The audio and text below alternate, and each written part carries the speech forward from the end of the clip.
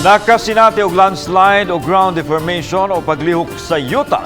Api pila ka mga barangay sa upat ka malungsod sa isla sa Camotes. Si Luan Meron Dina adunay live report. Bye. Lan ang way puas nga pag-uwan sa nakalabay mga simana ang hinungdan sa nahitabong landslide ug pagpanglihok sa yuta sa Camotes Island base kana sa gihimong joint assessment and validation sa taga MGB7, DSWD7 ug RDRRMC.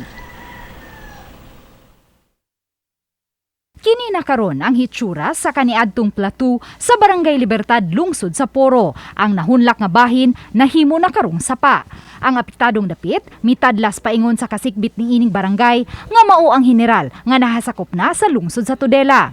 Matod ni Tudela Mayor Greman Jojo Solante, Martes pa sa kadlawon nakadawat na sila og mga taho nga may mga pagdahili ug pagpanglihok sa yuta sa tulo ka mga bukirang barangay, ang Santander, Buena Vista ug General. Hinungdan nga pagka Miyerkules gipabakwit dayon nila sa Civic Center sa Tudela ang 84 ka mga apektadong pamilya. Gi-coordinate usab dayon nila ang taga Regional Disaster Risk Reduction and Management Center ug ang taga Mines and Geosciences Bureau kun MGB7 nga mihimo og assessment ug validation niadtong Sabado sa lungsod sa Poro.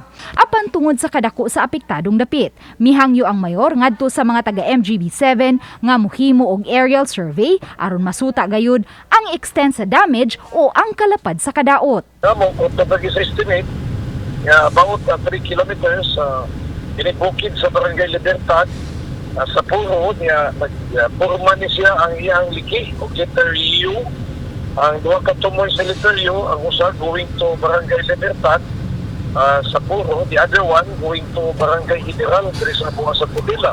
Matod ni MGB7 Director Armando Maliksi nga sa gihimo nilang pakisusi sa lungsod sa Poro, duha ka mga barangay ang apektado. Kini naglakip sa Barangay Libertad ug Barangay Alta Vista nga pulos nakitaan og mga tension cracks. Diri sa Libertad dunay about 1 kilometer linear distance nga tension crack ang nakita covering the Puroks of Lapu-Lapu, Samin-Samin, and Banak, sud na sa Barangay Libertad.